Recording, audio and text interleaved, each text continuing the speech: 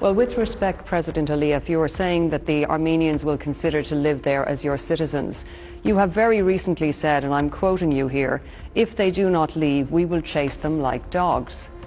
Now, that's hardly the kind of statement that would make people feel safe. Please, be accurate with my statements. What I said, I meant those who continue to occupy our territories. I meant Armenian military political leadership. I meant so-called authorities of Nagorno-Karabakh, this criminal junta, which already, by the way, ran away. And I got information that the so-called leader of Nagorno-Karabakh is already in Yerevan.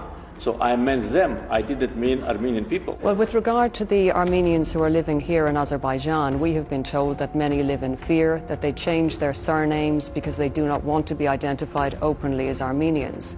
So how can Armenians in Nagorno-Karabakh have confidence that they will be safe? This is wrong information. Well, it's coming from people who are here. Well, maybe somebody got married and changed the name. That's usual practice here. But no.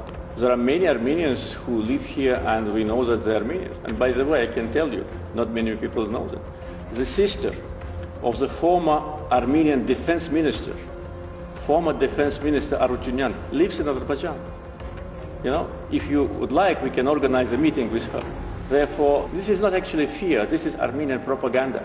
They characterized it as indiscriminate shelling of a town without clear military targets. Now, this is not hearsay. This was witnessed and filmed by the BBC.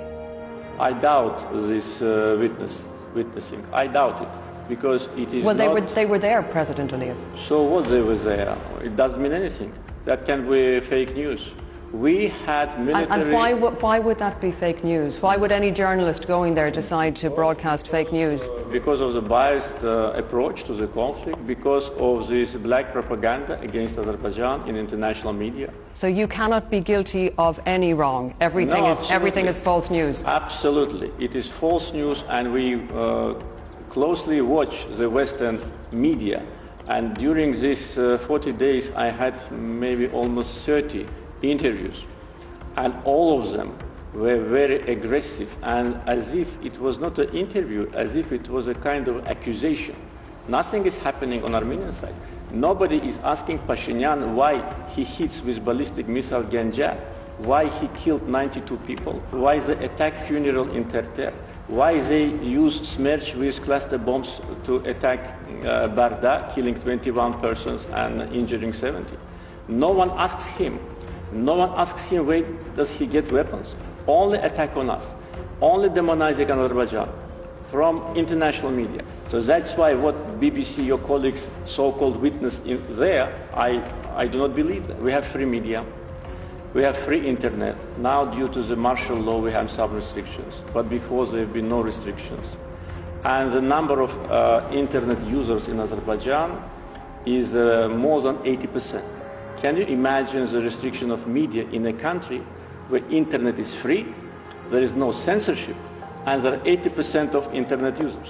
We have millions of people on Facebook. How can you say that we don't have free media? This is, again, a biased approach. This is an attempt to create a perception in Western audience about Azerbaijan.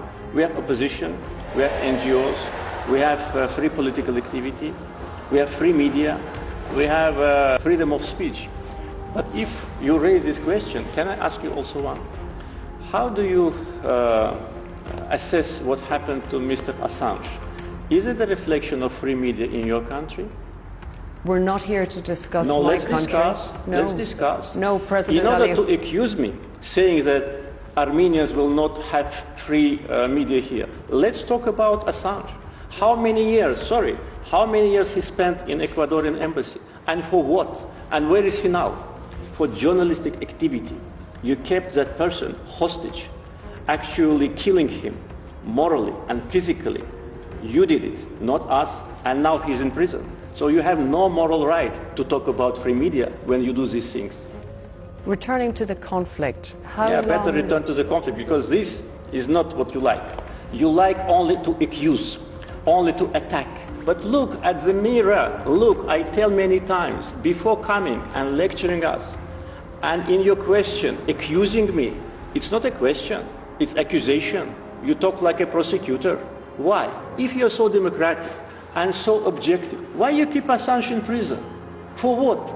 You keep him in prison because of his journalistic activity. I'm not keeping him in prison, President Aliyev. But You don't like this.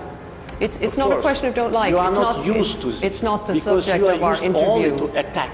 It's not the subject of our interview. And with respect, No, President it is not Aliyev, the subject of interview, but you raise it. you raised it. No, you raised it. You raised the case You of said Assange. Armenians, if you don't have a free media in your country, how Armenians can live without opposition? That was your accusation. Those people who live, close relatives, their sons, their brothers, they ask us not to stop. Can you imagine? I receive thousands of letters every day, thousands of letters. And in no one of those letters I saw that stop. No. They say, I lost my son, I lost my brother, I lost my husband. Please go until the end. Please go until the end. Because our people lived in this situation for almost 30 years.